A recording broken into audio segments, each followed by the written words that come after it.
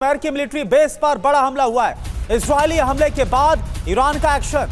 पश्चिम Asia में कई जगह एक साथ हमले को अंजाम दिया गया। तो ये देखिए, जो अमेरिकी ठिकाने हैं मिडिल ईस्ट के, उन्हें भी नहीं बख्शा गया है। और रिपोर्ट्स ये सामने आ रही है कि कई जो मिलिट्री बेसेस हैं अमेरिका के, उनको टारगेट पर लिया गया।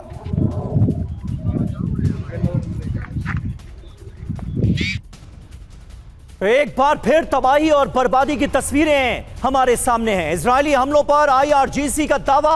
इजरायली डिफेंस फोर्सेस का एयर लॉन्च बैलिस्टिक मिसाइल से हमला। इजरायल ने ईरान में टारगेटेड अटैक किए। ये आईआरजीसी की तरफ से भी माना गया है और तस्वीरें साफ गवाही दे रही हैं। इजरायली डिफेंस फोर्सेस की तरफ से ईरान में टारगेटेड अटैक किए गए हैं। ये आईआरजीसी की तरफ से माना गया। तो नेतन्याहू का ऑपरेशन ALBM आखिर है क्या, यह आप जरा समझिए। ए मतलब air, L for launched, B for ballistic और एम फॉर मिसाइल। तो ये देखिए आप, यानी कि हर तरीके से हमले को अंजाम देना। इजरायल ने फाइटर जेट से बैलिस्टिक मिसाइल को दागा है। ये जो अभी पलटवार किया गया, इससे जुड़ी जानकारी भी आपको हम दे रहे हैं। एयर लॉन्च बैलिस्टिक F-15 और F-16 से लॉन्च की जाती है ये मिसाइल। दोनों फाइटर जेट्स का इस्तेमाल किया गया। बहुत तेज और लंबी दूरी तक हमला करने में यह मिसाइल सक्षम है। दुश्मन के एयर डिफेंस को चकमा देने में भी यह मिसाइल माहिर है। इजरायल ने इन मिसाइलों से ईरान पर पहले भी हमला किया है और एक बार फिर से इजरायल की तरफ से यह जो हमला है वो किया गया है।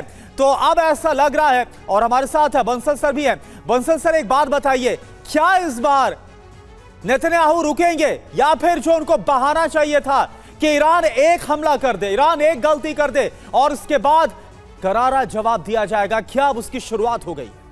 बिल्कुल सही कहा आपने। देखिए, इजराइल ने अपनी तैयारियां बहुत की हुई हैं। पहले भी जब बात आती थी तो इजराइल ने यह कहा कि अगर अमेरिका भी हमला नहीं करता तो हम अकेले करेंगे। पिछली बार जो है इजराइल को काफ़ी डैमेज हुआ। जब वेव और मिसाइल जाती है ईरान से तो काफ़ी डैमेज हो जाता है, क्योंकि इजराइल एक छोटा सा कंट्री है।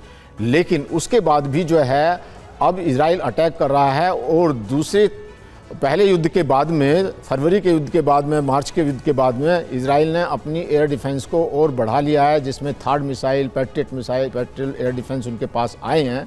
तो इन सब को देखते हुए अभी जो है देखा जाए, अगर इसकी बैकग्राउंड में जाए तो ये जिम्मेवार ईरान ही है। ईरान इसलिए है कि ईरान जो है वो लेबनान के अंदर में हिजबुल्लाह को प्रोवोक करता रहता है इजराइल के ऊपर अटैक करने के लिए, जिसको वहाँ के जो प्रेसिडेंट हैं जोसेफ, उन्होंने कहा है कि हिजबुल्लाह को अपने हथियार छोड़ देने चाहिए, ये सरेंडर कर दे और जो वहाँ की सेना है वो कंट्रोल करे। उसके बाद भी जब पिछले अभी ये क्यों किया इजराइल के ऊपर में अटैक, इजराइल ने जो इजराइल के ऊपर में हिजबुल्लाह ने नॉर्दर्न इजराइल पर अटैक किया, तो हिजबुल्लाह के ऊपर तो अटैक करना ही था इजराइल को। इजराइल तो करेगा ही, क्योंकि इजराइल के लिए वो एक बहुत बड़ा खतरा है।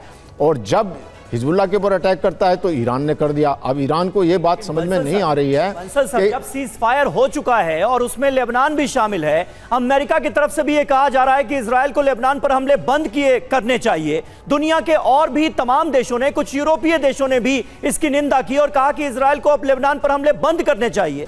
ईरान तो लगातार इस मुद्दे पर अग्रेसिव था ही। तो क्या ईरान ने हमला करके लेबनान में सीज फायर उल्लंघन का जवाब नहीं दिया? इसे ऐसे नहीं देखा जाना चाहिए। देखिए, जो कहा जरूर है, लेकिन ये तो प्रूफ है कि लेबनान से जो हिजबुल्लाह के अटैक होते रहते हैं, उनको काफ़ी डैमेज पहुंचाया है। उनके मरकोवा टैंक को बर्बाद कर दिया। उनके जो इजराइल के सैन्य ठिकानों पे उनके सैनिकों को काफ़ी को उन्होंने घायल किया है। तो वो जब इजराइल के ऊपर अटैक करेगा तो लेबनान के अंदर में इजराइल को अटैक करना ही पड़ेगा हिजबुल्लाह को ख़त्म करने के लिए।